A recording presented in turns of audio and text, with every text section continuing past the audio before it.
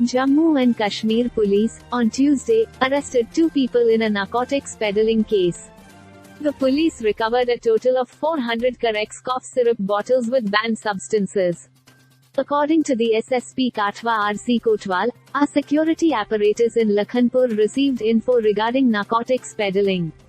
In this matter, 2 people from Delhi, Nadeem Shakil, were arrested after we intercepted a bus from UP. Total 400 Corex cough syrup bottles with banned substances recovered.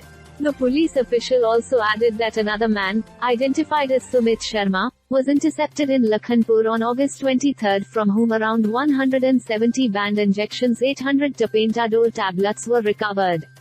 The accused from Jammu confessed to being a drug addict is also involved in drug peddling, SSP Kathwa added.